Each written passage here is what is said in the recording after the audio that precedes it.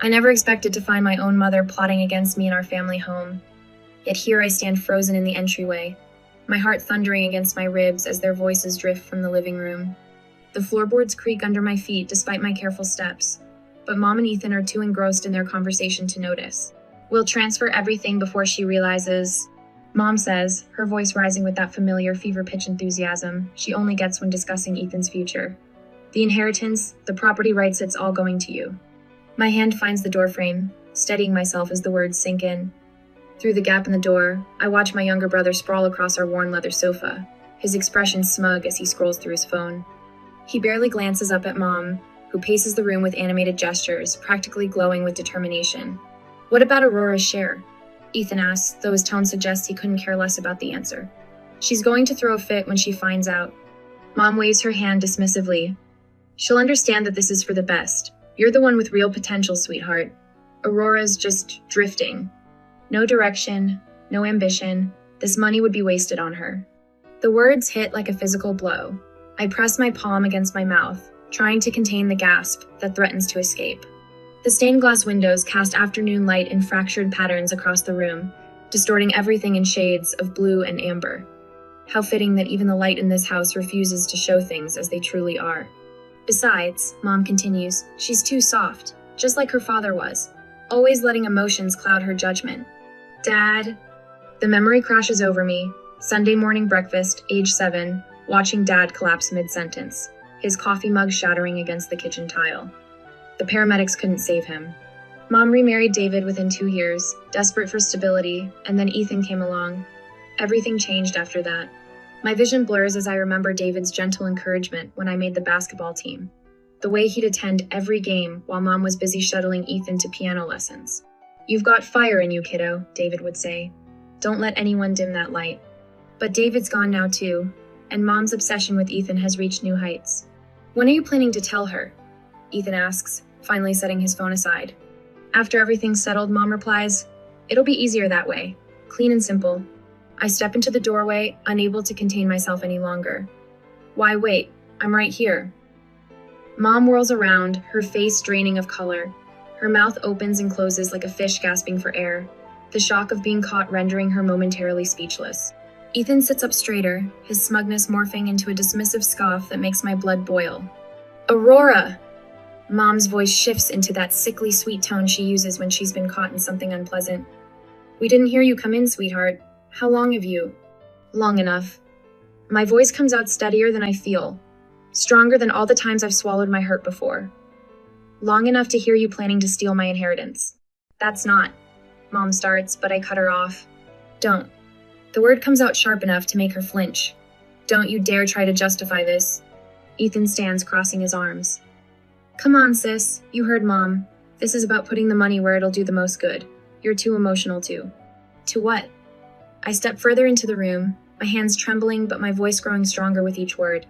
This isn't just about money anymore. It's about every dance recital Mom missed, every achievement dismissed, every time I was made to feel less than. To deserve my fair share, to be treated like an actual member of this family. Mom moves toward me, her hands outstretched in that placating gesture I've grown to hate. Aurora, please try to understand. We're only thinking about what's best for everyone. I back away from her reach, and suddenly I'm alone in the doorway, the space between us charged with decades of hurt and betrayal. Tears burn in my eyes, but there's something else there too, a fire I've kept banked for far too long. My hands clench at my sides as I face the two people who should have loved me best, who instead made an art of making me feel small. The afternoon light streams through the stained glass, painting shadows across the floor between us. In the silence, I can hear the echo of every lie, every manipulation, every moment I doubted my own worth. David's words ring in my ears. Don't let anyone dim that light. 20 years of trying to earn their love.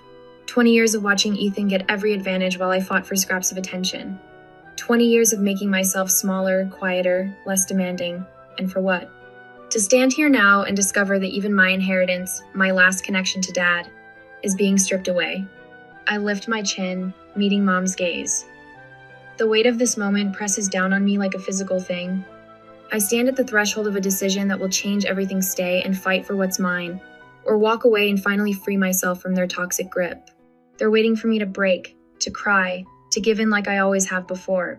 But something has shifted inside me, crystallized by the raw truth of their betrayal laid bare before me. The question isn't whether to fight or walk away. The question is, am I finally ready to shatter every chain they've wrapped around my heart? The old desk drawer groans as I pull it open, sending dust motes dancing in the study's dim evening light. My hands shake as I reach for the hidden compartment David showed me years ago, a secret space behind the bottom drawer, where he kept his most precious documents. "You never know when you'll need a safe place," he'd said with that gentle smile of his. How right he was. The family photo that guards the compartment's entrance has faded, the edges curling inward like withered leaves. Behind it, my fingers brush against something stiff in envelope, heavy with the weight of secrets. The family crest gleams dully in the fading light, embossed in gold that's lost its luster. My throat tightens as I unfold the document inside. Legal jargon sprawls across the page in precise lines, but certain phrases leap out like accusations. Sole beneficiary, transfer of assets, Ethan James Rivera. The lawyer's signature and notary stamp stare back at me, transforming suspicion into crushing certainty. Mom didn't just plan to steal my inheritance, Shesh already has. Memories assault me as I sink into David's old leather chair. Mom's dismissive laugh when I made the debate team. The way she'd zone out whenever I spoke about my dreams, her attention snapping back only when Ethan entered the room. His piano recitals commanding her complete devotion while my basketball games played to empty bleachers except for David. Always David, cheering loud enough to fill the whole gym. The sound of the front door opening jolts me from my spiral. Voices drift up from downstairs, Mom's syrupy sweet tone mingling with the higher pitch of Crystal, Ethan's girlfriend. She moved in last month, bringing nothing but designer bags and demands. "Aurora?" Mom calls out. "Is that you up there?" I shove the will back into its envelope, my fingers trembling as I return it to its hiding place. Just grabbing something from the study, I call back, proud of how steady my voice sounds despite the storm raging inside me. "Well, come down and join us for dinner. Crystal's made her famous pasta, famous for being store-bought and reheated, maybe." But I paste on a smile as I descend the stairs, the weight of my discovery pressing against my chest like a stone. They're arranged around the dining room table like a twisted Norman Rockwell painting. Mom at the head, beaming at Ethan, who sprawls in his chair with the entitled ease of someone who's never had to fight for anything. Crystal sits beside him, tapping away at her phone, her contribution to family dinner a jar of sauce barely heated through. "There you are, sweetheart," Mom says, but her eyes slide past me almost immediately, drawn back to Ethan like a compass finding true north. "Ethan was just telling us about his new business venture. Isn't it exciting?" I take my usual seat, the chair slightly wobbly, the one David always meant to fix. "What venture is that?" "Real estate development," Ethan says with a smirk. "Starting with this place, actually. Once everything's transferred over, I'm thinking of converting it into luxury condos." The pasta turns to ash in my mouth. "This is our family home." "Times change, sis. Gotta think about the future." He reaches for Crystal's hand, his smile sharp enough to cut. Our future. I think of David's study upstairs, of the hidden will that proves how long this betrayal has been in motion. My hands clench under the table as Mom launches into an enthusiastic discussion of floor plans and property values. Like the memories we built here mean nothing. But they do mean something. To me, to David's memory. "I need to make a few calls," I say, standing abruptly. My chair scrapes against the hardwood David's handiwork, the floors he refinished himself one summer while teaching me how to sand with the grain. "But you've hardly touched your dinner," Mom protests, that artificial concern coating her words like cheap syrup. Lost my appetite. I head for the stairs, my steps quickening as I pull out my phone. There are people who need to know about this dad's old law partner, my high school basketball coach, who's now a real estate attorney, the friends who've watched Mom's favoritism play out over the years. Behind me, I hear Crystal's staged whisper. "She's so dramatic. No wonder you never included her in the planning." Their laughter follows me up the stairs, but it doesn't wound like it used to. Instead, it hardens something inside me resolve that's been building since I first overheard their plotting. In David's study, I close the door and lean against it, breathing in the lingering scent of his old leather chair and the sandalwood diffuser he loved. "I won't let them erase you," I whisper to the empty room. "I won't let them erase either of us." I open my contacts list and start making calls. Coach Martinez answers on the second ring, her voice as steady and reassuring as when she used to talk me through pregame jitters. "Miss Patterson, Dad's old law partner, listens in silence as I explain what I've found, then offers to meet first thing tomorrow. My best friend Sarah, who witnessed countless incidents of Mom's favoritism, promises to help me document everything. With each call, my network grows stronger. These people saw the truth all along, saw me when my own family refused to. The next morning, I march into the kitchen where Mom sits alone with her coffee, clutching the will in my trembling hands. Her eyes widen when she sees the envelope, coffee cup freezing halfway to her lips. "We need to talk about this," I say, my voice steadier than my racing heart. "Where did you?" She sets down her cup with a sharp clink. "You had no right to go through private papers." "Private? Like the way you privately planned to cut me out of my inheritance? To give Ethan everything, including this house? You don't understand what's best for this family." Her voice hardens. "If you push this, Aurora, you'll regret it. Think about what you're risking: your place here, your relationship with us." "My place?" I laugh, but there's no humor in it. "My place has always been on the outside, watching you hand everything to Ethan on a silver platter. But not anymore." "I'm warning you," she says, rising from her chair. "Drop this now, or you'll find yourself completely cut off. No money, no family, nothing. Is that what you want?" I meet her gaze, feeling David's strength flowing through me. What I want is justice, and I'm not alone in this fight anymore. Her face pales as I turn to leave, but I catch something else in her expression too, flicker of fear. She knows I've found my voice, found my allies. What she doesn't know is that Mr. Patterson called back late last night with news that chills me even now. He's discovered evidence of more missing assets, a web of financial manipulation that goes far deeper than just the will. I climb the stairs to David's study, my sanctuary in this storm. Tomorrow, I'll show Mr. Patterson everything I found. But tonight, I sit in David's chair and let myself feel the full weight of what's coming. The fight ahead will be brutal, but for the first time since I overheard Mom and Ethan's betrayal, I'm ready for it. Let them try to silence me now. I've got fire in me, just like David always said, and it's time to let it burn. The Metropolitan Convention Center blazes with chandeliers and self-importance as I slip through the crowd, a ghost at my own family's gala. Mom stands at the podium in her tailored Chanel suit, commanding the room with practiced ease. My stomach churns as her words drift across the sea of cocktail dresses and designer suits.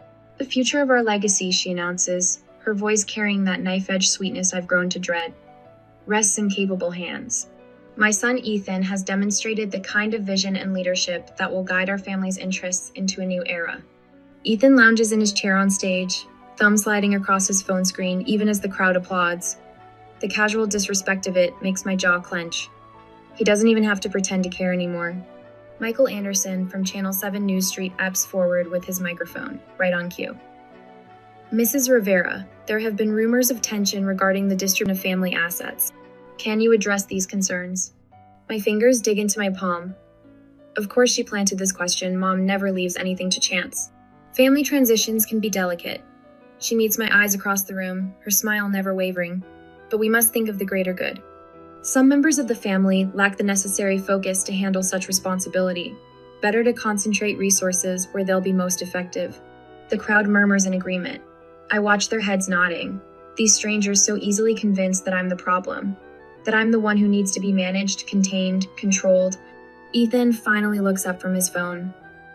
"Mom's always taught me that power comes with responsibility," he says, his voice carrying that practiced humility that makes my skin crawl. I take the family's legacy seriously. Unlike some people, I don't let emotions cloud my judgment. My father's words echo in my head. Asterisk. "You've got fire in you, kiddo. Don't let anyone dim that light. Asterisk." The memory carries me through the convention center's marble halls and into the community center across town.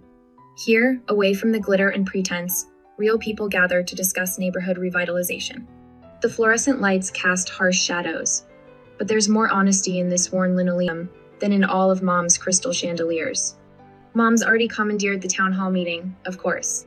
She stands at the front in the same Chanel suit, spinning promises about community investment that will somehow, inevitably, end up benefiting Ethan's latest venture. "The Rivera family has always believed in giving back," she's saying, and something inside me finally snaps.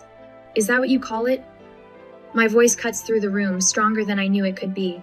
Heads turn, conversations halt, and Mom's perfectly composed mask slips for just a fraction of a second. "Aurora, dear," she starts, but I'm already moving toward the front of the room.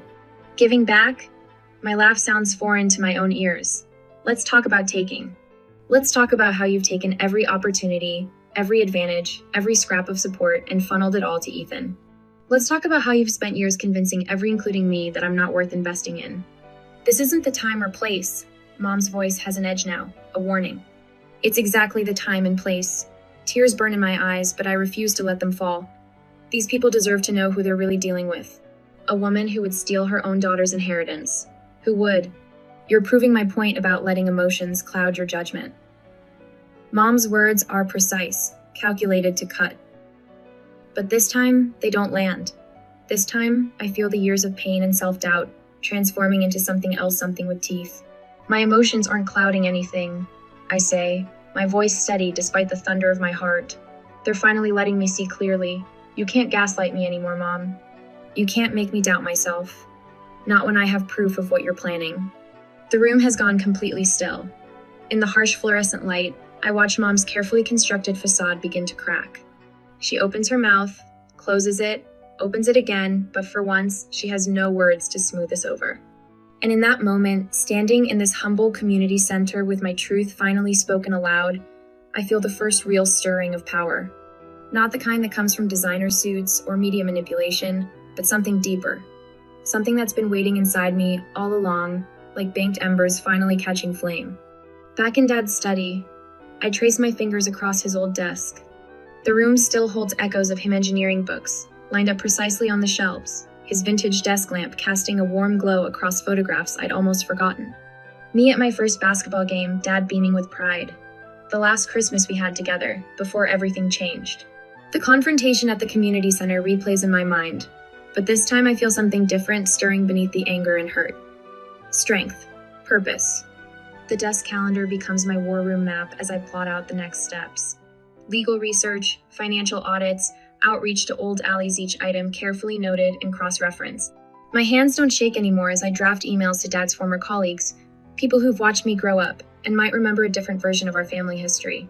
The old family photos spread across the desk aren't just memories, now they're evidence. Each one tells a story of systematic exclusion, of opportunities denied, of Ethan's gradual elevation at my expense.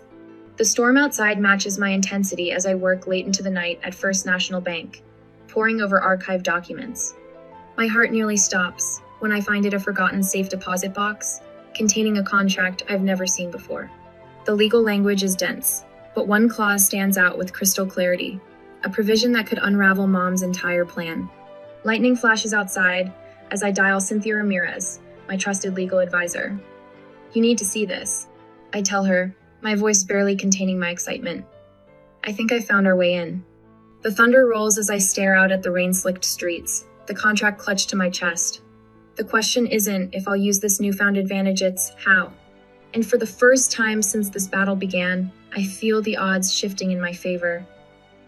The Rivera Family Foundation Gala buzzes with artificial warmth, a sea of designer dresses and practiced smiles that used to feel like home. Now I see the cracks in every facade, the hollow performative charity that Mom cultivated for years. My black cocktail dress feels like armor as I wade through clusters of Seattle's elite, dropping carefully crafted hints like poisoned breadcrumbs. Oh, you hadn't heard about the donation discrepancies? I keep my voice low, intimate, as I lean closer to Margaret Chen, chair of 3 different charity boards. Her eyebrows lift slightly, the only tell in her Botoxed face. I'm sure it's nothing to worry about, though the timing of those transfers was interesting. I drift away before she can press for details, but I catch her immediately pulling out her phone. The murmurs will spread like wildfire. They always do in these circles. Across the glittering ballroom, I spot Cynthia Ramirez, my razor-sharp lawyer, discreetly passing folders to selected journalists. Her red stilettos click against the marble floor with quiet authority. When our eyes meet, she gives me the slightest nod. Phase 1. Complete. The champagne burns my throat as I take a measured sip, watching Mom work the room with Ethan trailing in her wake. Her coral dress matches the flush rising in her cheeks as she notices the shifted energy, the way conversations pause when she approaches, the subtle withdrawals that leave her grasping at empty air. My phone vibrates.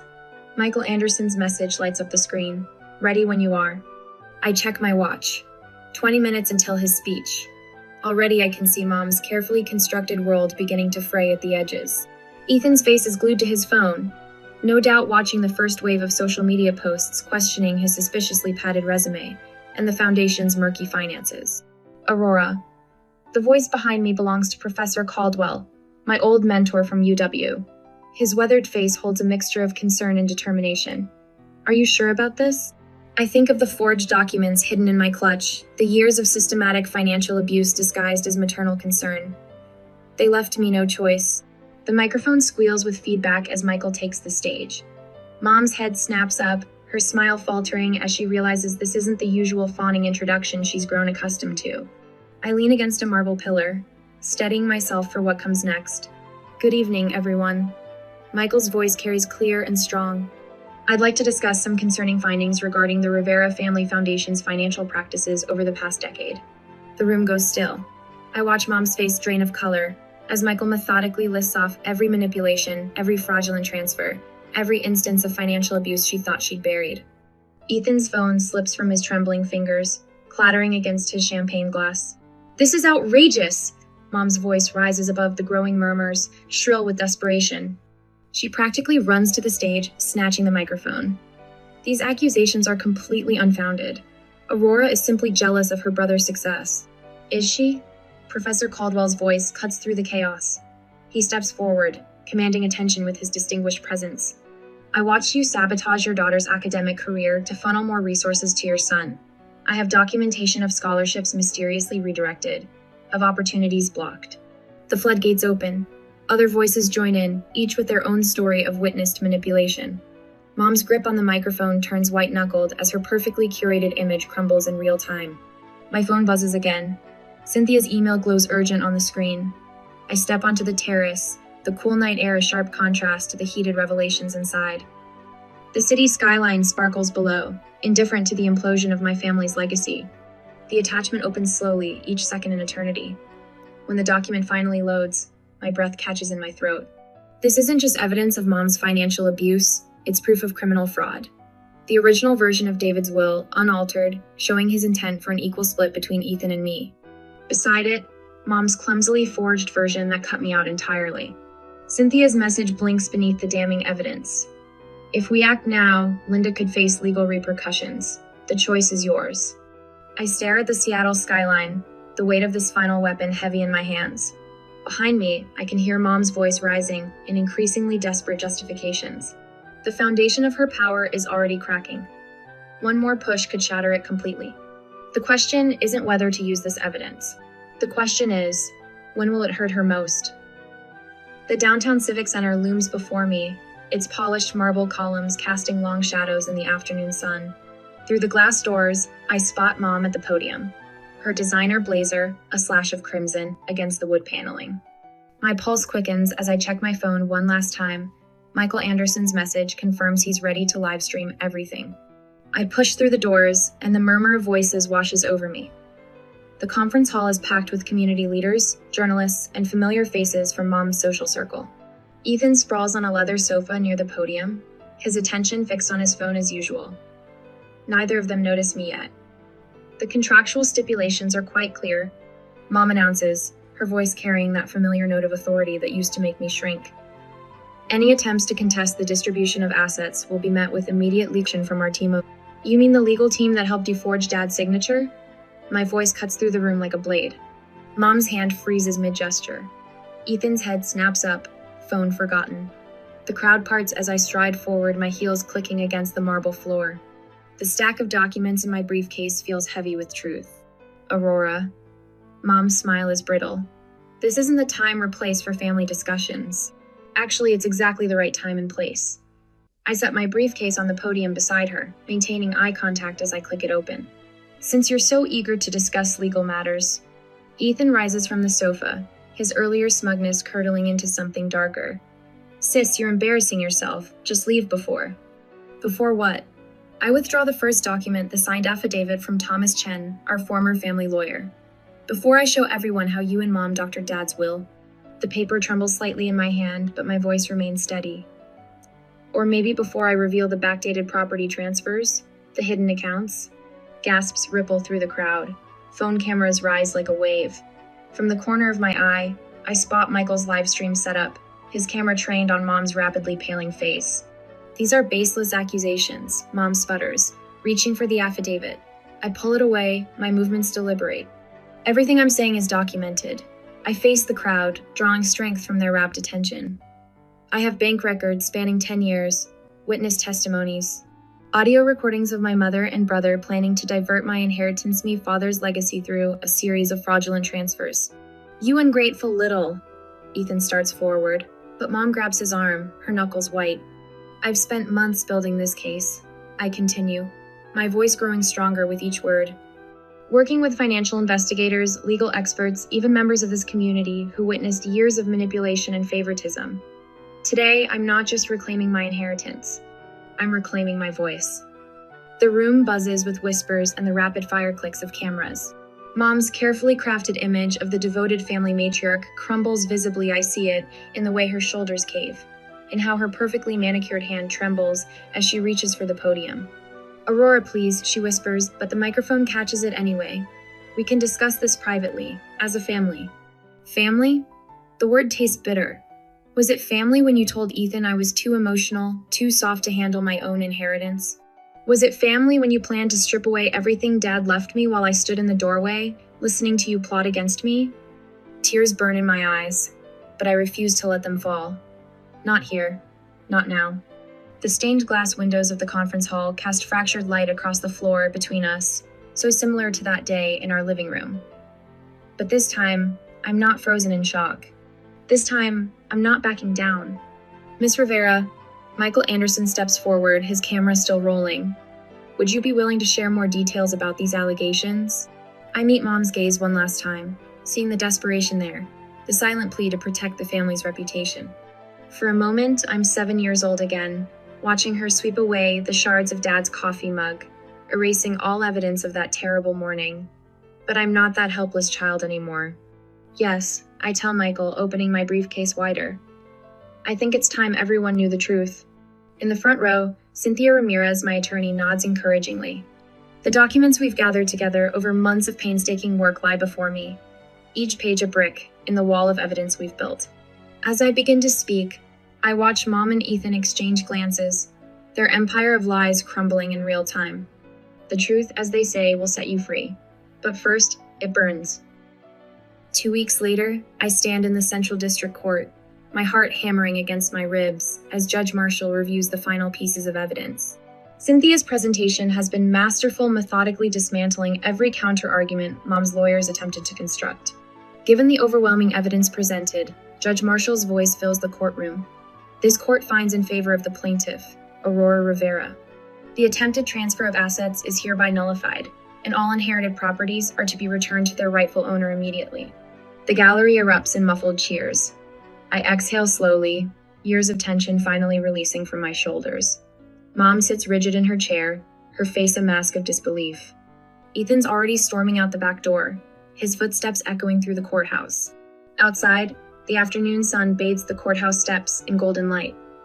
A crowd has gathered friends, supporters, even some distant relatives who finally saw through Mom's manipulation. Their cheers wash over me as I step into the light. Aurora!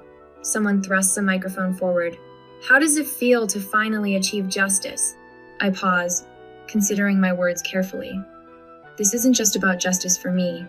It's about standing up to toxic family dynamics that too many people suffer in silence. Sometimes the hardest battles are fought against the people who should love us most. As the crowd disperses, I catch a glimpse of movement in the shadowed alley beside the courthouse. Mom and Ethan huddle together, their heads bent close in whispered conversation.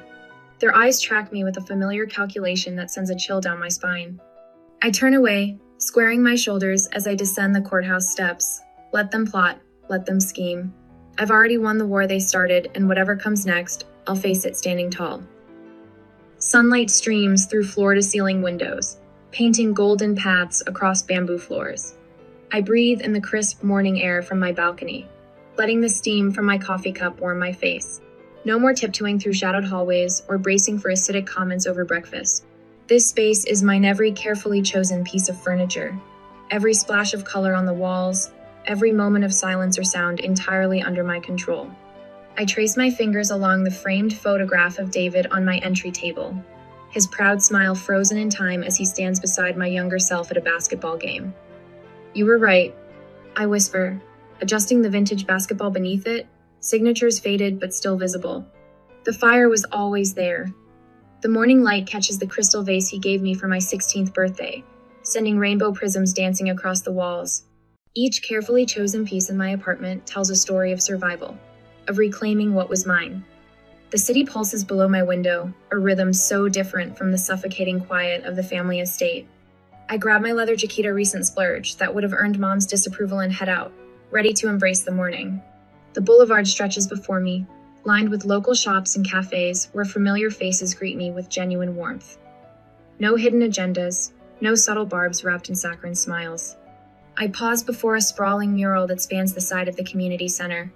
A phoenix rises from swirling flames, its wings spread wide against an urban sky. The artist captured something raw and true in those eyes of defiance that speaks to the warrior in my soul. I've stared at this mural countless times over the past months, watching as its meaning shifted from aspiration to reflection. My fingers reach out to touch the rough brick, feeling the texture of transformation beneath my skin.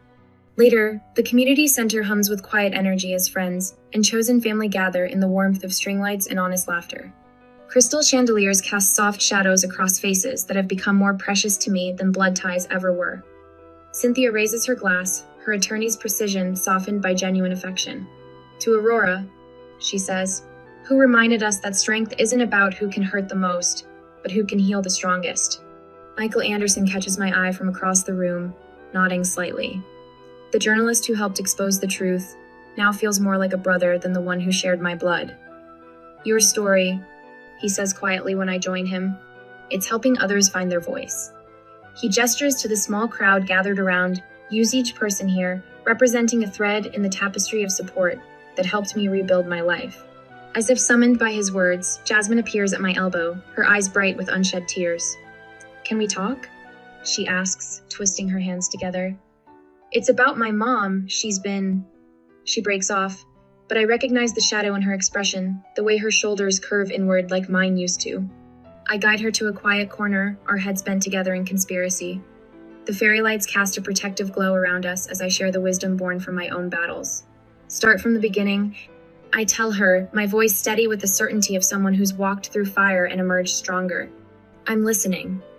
In her trembling hands and wavering voice, I see my past self, and in my ability to help her, I see how far I've come. The setting sun paints the highway in shades of amber, and promise as I drive home, my restored 67 Mustang purring beneath me. A now hiring sign glows at the construction site where I've been consulting, its bold letters a beacon of opportunity. The last rays of daylight catch my rearview mirror, and for a moment I glimpse a fading billboard in the distance, the family estate looking more like a mausoleum than a home. Each mile marker triggers a memory, the breakfast that changed everything, the hidden documents, the final confrontation that shattered their control. Mom's face when she realized she'd lost her power over me. Ethan's stunned silence as his carefully constructed world of privilege crumbled. But these memories don't sting anymore. They're just chapters in a story I've survived. Stepping stones that led me here.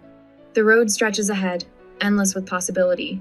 Something builds in my chest, not the old, familiar ache of betrayal, but something lighter, something that feels like freedom, like future, like flight. The engine roars as I accelerate, leaving the shadows of the past in my wake. What bold new heights await? The question hangs in the air like a challenge, like a promise, like a phoenix's first taste of open sky.